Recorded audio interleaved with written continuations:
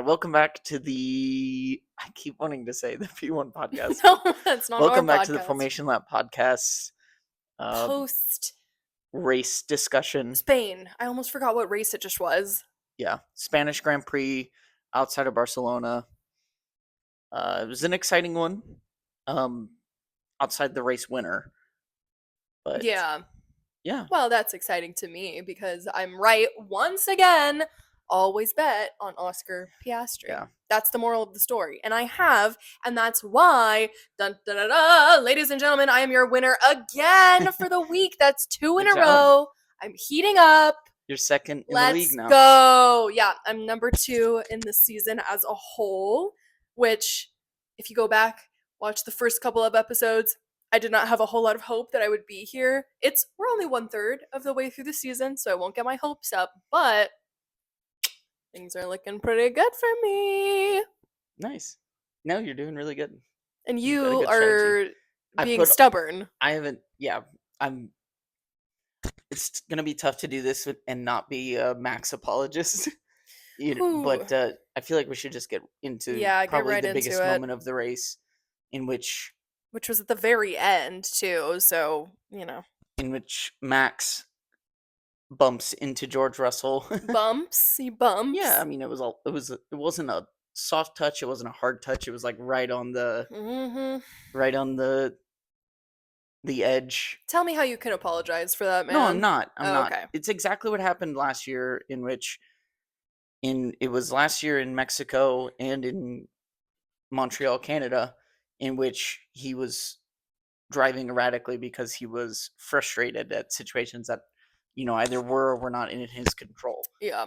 And I was just thinking this is what makes Max so special, but also what leads to his downfall is that he's such a passionate and animated driver. Mm-hmm. And that I was thinking if you took other drivers and took the liveries off, took the helmets off, you could tell it was Max driving. Whereas there's there's a lot of people on the grid you couldn't really tell because that's just how animated and how the way he moves the car versus anybody else. And it's what makes him great, but it's also the worst part of his driving is that he gets overly emotional sometimes.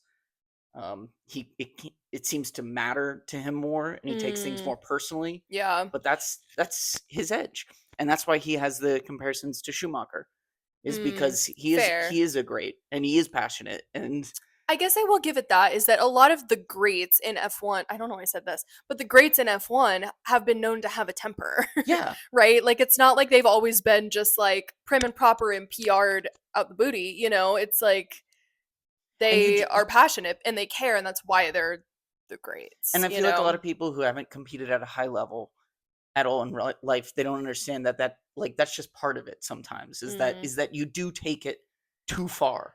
Yeah. And you go too far. And I guess. And it's easy to criticize from a couch, everybody watching Max Verstappen being like, what did he do? What did he do that? But it's like we don't think about the 1,000 other times and moments like that where his passion came through in an overly animated drive, and it looked beautiful. And But the thing is that he wasn't even mad at I said I wasn't going to be an apologist, but I totally going are. right you off. Totally are. I know. But the thing is like he wasn't even mad at the other people he was driving with, right? He was mad at his own team.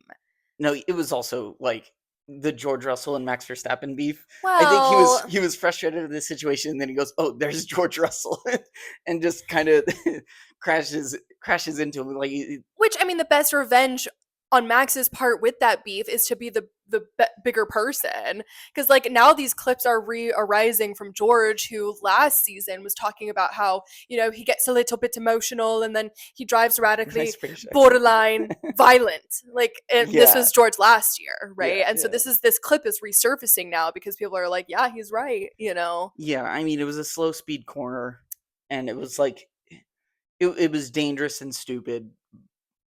But there's no but. It was dangerous and stupid. Yeah. Like it just looked insane. It's like what the hell are you? But I think doing? Max didn't. He said in the post race interview, he said it doesn't matter. I don't care. I got 4th. I got 10th. I'm comfortably 3rd in the drivers' championship for now. And that race kind of solidified. McLaren's at the top, and he's just like, this is a drivers' championship.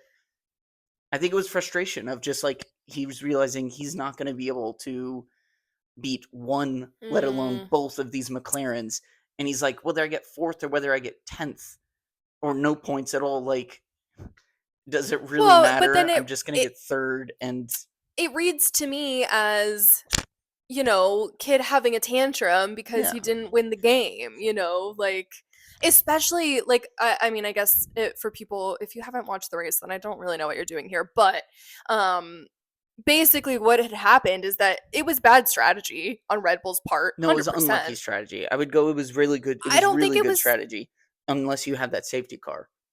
Okay, fair, but the strategy with the safety car, he could have stayed out. He could have won, potentially. Oh, you're talking about that. I thought you meant like 3 stops in general. No, because that's what he was mad about. He was mad that they put him in. Oh my gosh. Let's see what this guy has to say. Nice. First one into the mic. He's getting a little bit less shy. No, because the thing that really set him off was that there was a safety car. Everybody goes in for a cheeky little stop, right? But Max had already done 3 stops before that, right? So he had no tires left. So they put him on hards. You hear him as he's going out. He's like, what tire is this? Like, what did you guys do? Yeah. Well, yeah. And I don't, like, do you think he could have made it to the end of the race with the tires he was already on? Well, okay, it's hindsight, right? So in hindsight, yes, you keep him. He got 10th place. Does he, if he stays out in sauce, if that safety car comes, Lando and Oscar pit, he's in first on 8-lap old hard soft tires. How many laps were there left? 6. Well, it ended up not being much, right? At the end of the safety car, it should have been more. Right. But... So in hindsight, yeah, you leave him out. He's not going from first to 10th on 8-lap softs. He wouldn't have issues with Russell. And but the thing is so it's hindsight. I don't think so, because everybody else was only on a 2-stop strategy. So he was already 1 stop ahead of everybody else. They come in for a 3rd, he comes in for a 4th. It doesn't make sense. And that's what he's frustrated about, right? He's not frustrated about the other drivers. I mean, he's frustrated about his standings, sure. But what really happened is that his strategists messed him up, should have kept him out, didn't put him on hard. Like, I don't think that's unlucky at all. They knew the hards were trash. And he agrees. Mm-hmm. So, I don't know. It's just, I guess I'm mad about the strategy, actually. So I understand. Yeah, would you want Max to win? No, but I just think it was dumb. Okay. I mean, look, you're draped in a Ferrari flag right now, and you're talking about dumb strategy. Like, okay, but listen, I had a Ferrari on pole today. Not pole, I'm in podium. Podium, yeah. So, and Ferrari is maybe doing better than Red Bull right now, so maybe. Sure. Yeah, maybe in the constructors, maybe. Yeah. I don't know. Well, yeah, I would absolutely think so. But anyway, so he was throwing a temper tantrum because his own team messed him up, and then he almost drove into another car. Mm-hmm. And no, he did race. Drive into he did, but like it could have been really bad. Yeah, he just bumpered card. All right, and then we'll get into the other good stories, because there's a lot of good stories. Yeah, there were a lot of good stories here. What are you thinking? We can do booms and busts, and that'll kind of lead us into. Should I do a little review of the standings though, of our fantasy for the week? Mm-hmm. So like I said, number 1, I'm number 1, which puts me in 2 overall. Austin, you today ended in 5th. Respectable. I did get 293 points because I put my 2-time on the race winner. So I had Piastri, Leclerc, Hadjar, Alonso, Colapinto, and then McLaren and Sauber. I got very lucky that Sauber actually did well. Sauber ended up getting me 52 points. That's insane. Which is actually crazy. Yeah. If they continue in this trajectory, if you don't have Sauber, that's a pretty good value. Yeah. And Fernando Alonso. Scored his first points of the season. He did. But now in hindsight, you know who I switched Fernando Alonso out for? Who? I originally had Nico HulkenGOAT. Oh no, I didn't. I had Bortoletto, so I lied. But that would have been crazy. I wonder how HulkenGOAT did. Oh God, do you have him? No. And you had 200 points, so that's actually not bad. No, it's not. But I'm still 90 points ahead of that. The McLaren team just seems to Yes. always bail me out. Like, Gotta that's my have, only at saving this grace. point, you just gotta have the McLaren team. And I'm Right. sorry to say. Hulkenberg scored 32 points. For how much he's worth, Yeah. that's like a Yeah. massive. So that's the major keys this week, is that if this stint continues, and also Fernando Alonso is a very good deal right now as well, because he was the same price as Bortoleto, which is insane. I just want to take a moment for Fernando Alonso, who was valued at 4.5 million, which is insane after he's had, honestly, through no fault of his own, maybe a couple mistakes here and there, but for the most part, it has been the reliability issues with the Aston Martin that has been the reason why he's DNF'd so many Just times, or unlucky. like finished Yeah. so low. So like I do think he has been one of the unluckiest drivers like of all time. So to value him that way, it's like, I know it's the team is part of it, but it's like, he is a good driver. Yeah. His car is just a bad car. Yeah, and he showed it this week. Yeah, putting that car in places that it probably shouldn't even be. So, anyway, that's where we are. Any other updates on the fantasy side of things? No, I think We're the dust is settling outside of the, Williams used to be a good deal this week. I think it was a very bad decision, but if that's you also if hindsight, you you did know. if you would have to have done a lot of research, because Williams has Well, historically done bad at this track, and then if you would have to watch the pre-race interviews where Albon was saying they don't expect much. Everybody, like, you just had to listen to them, yeah, and which then that's you would not have that to much move work. Just the pre-race interviews, I think, gives you a good idea of where they're and feeling. practices. Right, and the practices, given you can watch the highlights of all those things, like if you do want a little edge up, but yeah, if you did have your ears open, the Williams boys were not Knew they were not going to very be bad, and then you should have if you're really trying to maximize it, you would have moved them out of your right, team, and then right. maybe someone like the Racing Bulls or Yeah, uh they're doing well. yeah. So RB. yeah, it's really the dust has almost settled on the top teams, Yeah, and it can switch at any moment, but maybe even the bottom teams. But I was gonna kind say Kick of. used to be a bottom team, I was gonna so say the now dust hasn't settled so now you there. kind of need to pay attention towards those mid runners, Right, right. and I'm curious to see how Sauber's gonna, because I know they came with upgrades, right? yes. Either this week or last week. So I'm interested to see how that dust will settle, because if it does set, that could be a really good value. Hmm. We got a Ferrari kitty. Yeah, and then okay. Oh, and just as a reminder, we're just about like a third of the way through the whole season. So, with that said, if you haven't started using some chips, now might be a good time to start thinking about Yeah. that, because you don't want to have any left over by the end of the season, because that's just useless. So, Hmm. okay, now back to the race itself. Okay. Booms and Booms and busts. busts. I think our boom is gonna be the same. Nico Nico Hulkenberg, Hulkenberg, for sure. 100%. He should have gotten driver of the day. The fact that Max did was so funny. Where you see driver of the day awarded to Because Max, who never got it last season. he was ahead of the voting before the incident with Right, Russell. right. So people couldn't really change their votes No. after that incident. No, and then the graphic pops up and it says started third, ended 10th, Yeah. driver of the day. Yeah.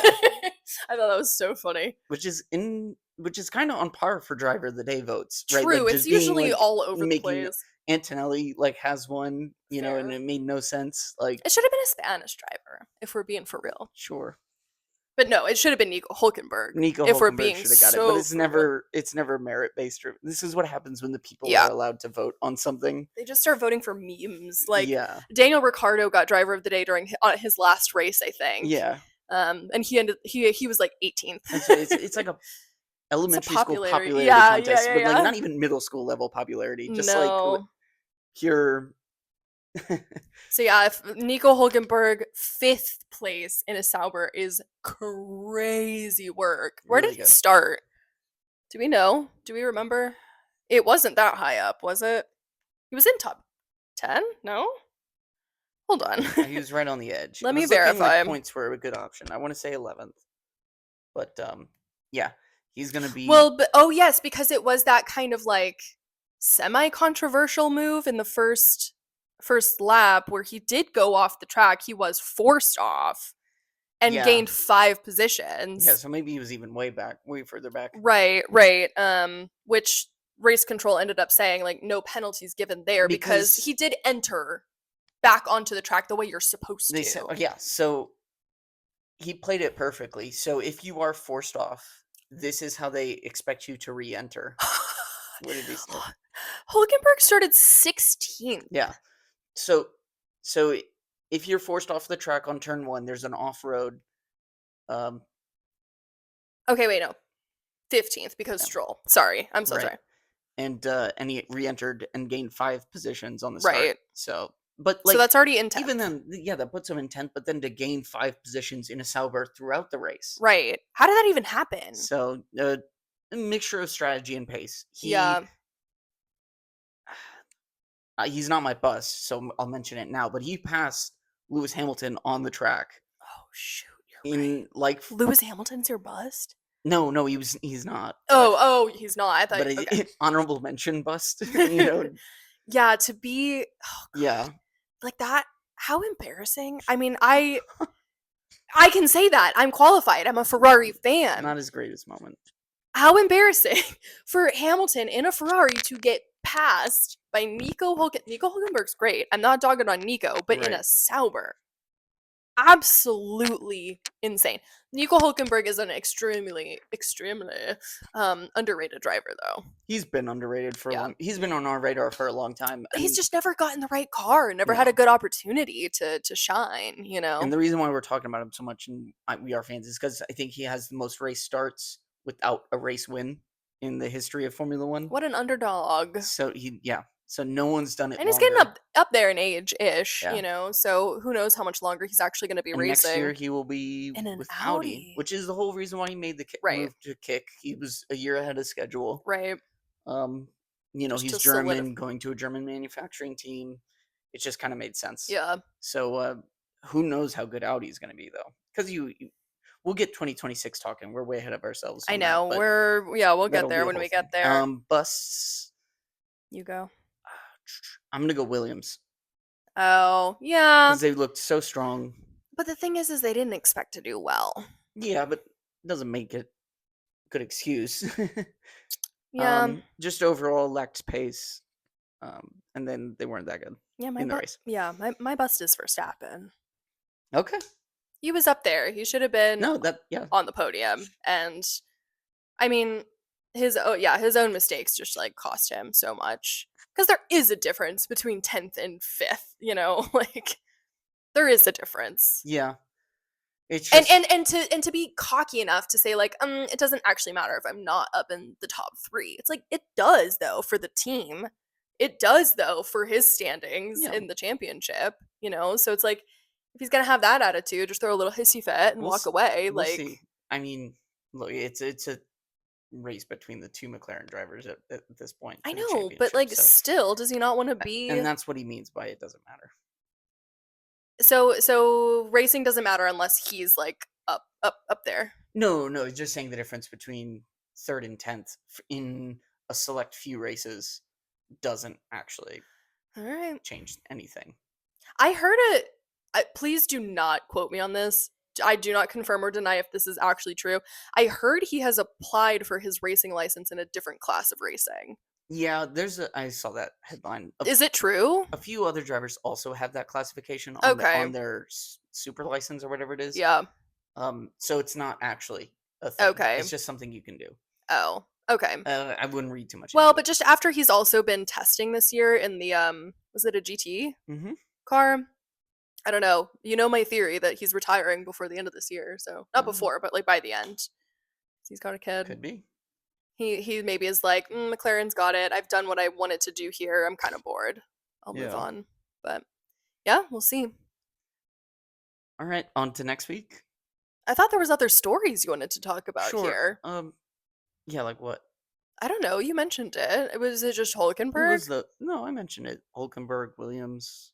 Yeah, that's fair. Hadjar does great as always. Can we talk about the FIA though once again, and the freaking safety car? Oh, staying out like 2 laps longer than it needs to. 3 laps longer than it needed to. It's really confusing. This is like the 3rd time this year they've done that, where the safety, even the announcers, where it'd be one thing if I'm sitting on a couch and I'm watching the TV and I'm like, bring in the safety cars, never racing a car in my life, not knowing like what it should do, but they have on the broadcast, they have actual former F1 drivers, race winners, Yeah. and they're saying, what's the safety car doing out there? Yeah. So it's like validating my like, okay, it's like I'm also Right. confused on why the safety car is going around lap after lap. Lewis Hamilton, 7-time world champion on the radio, Yeah, he is was saying like, they're taking their time. eating away laps as usual or something like that, Right, right.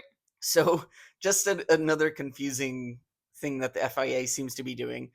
Um, I really don't know. Can we put on our tinfoil hats really quick? And like, is there any advantage that any team could have gotten from extra laps of that safety car? Sure, yeah, like if your tires, it would have benefited Max if he's out there on 8-lap old Uh, tires, because any lap he's doing slowly is a yeah, lap that's he's not going to have to true. push on those old tires. Hmm. So it hurts anybody on the new rubber who's looking to get advantage Yeah, versus it really ended up hurting Max because he could not get those hard tires warmed no. up at I'm all. surprised he even kept it on the track. That So well, he almost didn't. That was an insane. I've never seen the car snap like that before and like recover. right. In like the was it just the The restart. last turn, so before the start line. Right, but it was when they were starting back up, Yep. going full throttle, Mhm. and he dipped it just like ever I think, right? He dipped it ever so slightly into the gravel. The whole car just like went diagonal for half a second. Probably not half a second. That's way too long in F1 time, but for like a millisecond, and then he somehow righted it. Like any other driver would have been out of that race at that moment. Yeah. So On I will give hards. him that. Yeah. Insane. But like after that, I'm sure that also set him off. It was just like a fire. And some people love Mad Max. Like this is a Yeah. thing. Like Mad Max is a thing. Yeah, His come on. temper has definitely calmed down since becoming a dad, I'm sure. But It gives something for fans to talk about, for me, you to talk about it. We like yeah, an enemy and a bad guy, and it's just it's easier that way.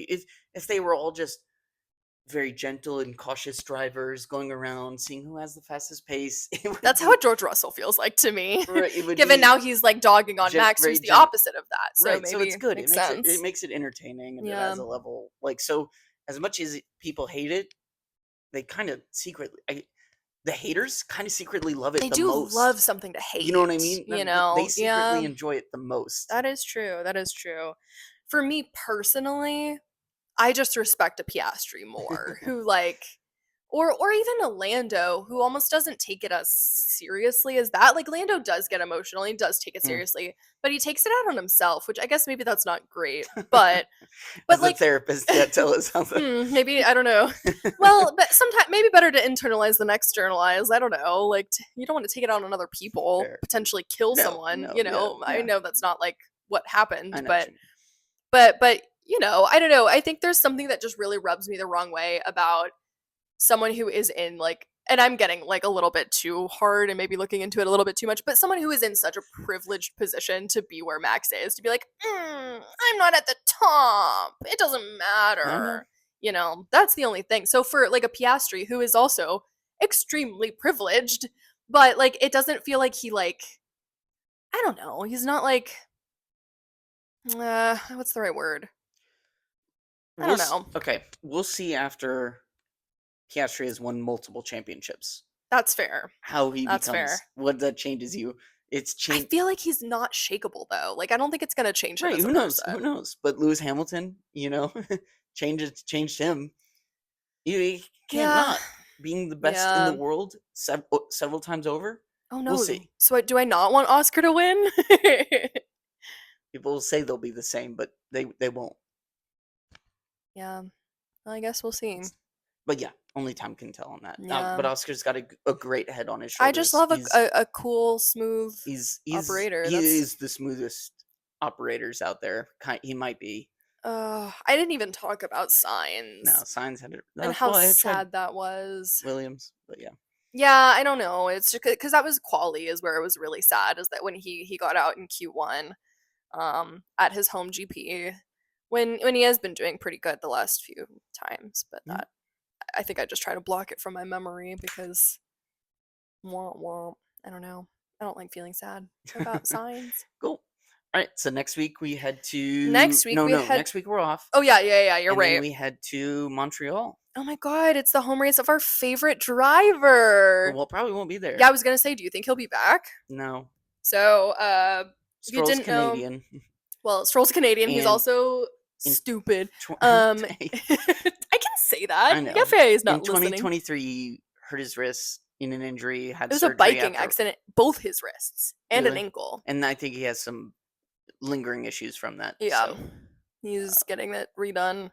Some people though were commenting about how he went through quali anyway, instead of like he probably knew at that point that there were complications happening. yeah. So instead of stepping out and letting a reserve driver get that chance, he took quali away from someone else. Yeah. And the funniest take was that they did that on purpose so people couldn't see how much better another driver would do Oh, in that's his stead. exciting. But like I said, what will they do next in 2 weeks? Right. I mean, if he has to still be off, right? I don't know. Because the thing I don't know how people serious it is, right? well, but the thing people were criticizing is that he came back really quick after this first surgery, Because they which didn't is want anybody to slide in and do better I than don't him. know. I don't know. People were reading it as that Stroll was so motivated to get back out there, but I wonder if that's not the case. Like we But cannot have him compared to. right, but it was like a whole criticism of like we got to let these drivers like heal themselves actually instead of pushing them too hard. But I don't think anybody did that except for the Aston Martin PR team, maybe. But that's why That he was the spin probably on it. has Right. complications now because he came back within like a week or two. So I wonder if he's gonna try to do the same He'll thing. try to come back, but we'll see. I hope not. It'd be fun to see someone else out there have Yeah. actually 20 drivers on the grid who could do something. And it's a fun track, and maybe we're a Yeah. little too far out for weather, but I know we've had rain in the past, so Mm-hmm. that we haven't had many wet races this year. No, we haven't, have we? So that's kind of disappointing in some ways. Yeah. I love a good I know. They're always wet so exciting. wet and dry race, but and the midfield drivers specifically love them because it gives them a chance. They call Right. rain in Formula One Talk about Alpine last great year. equalizer, Right. Exactly. So it's pretty much everybody but the top front runners that want rain. Right. So hopefully we get some rain. A little rundown. I should have a segment of the rundown for next track. Katrin's calendar review or something like that. Maybe we'll workshop it. Okay. But so for Montreal, we've got pretty high speed, low downforce. So low dag. But what's no, Ruth go ahead. Buscom's strategy segment called? Oh, I can't remember. That's kind of what you're kind of doing what she does on the broadcast. We'll steal it. TM. So high speed, low downforce. So interesting combo there. Low dag. I wonder if we'll have the soft tires, like the softest. And then, but it's like really start stop. So there's really heavy braking zones here. So there's chicanes, there's hairpin turns. So it's very much like we're slowing down really fast and then we're going really fast again. And we're slowing down and then we're going fast. So it's like very start and stop in that way. Last year, our race winner was Oscar Piastri. Max Verstappen. Oh. It was Verstappen, Norris, Russell. Wow. Yep. And Bottas still holds the lap record. Love that for him. Nice. All right. Thanks for listening. Box. Box.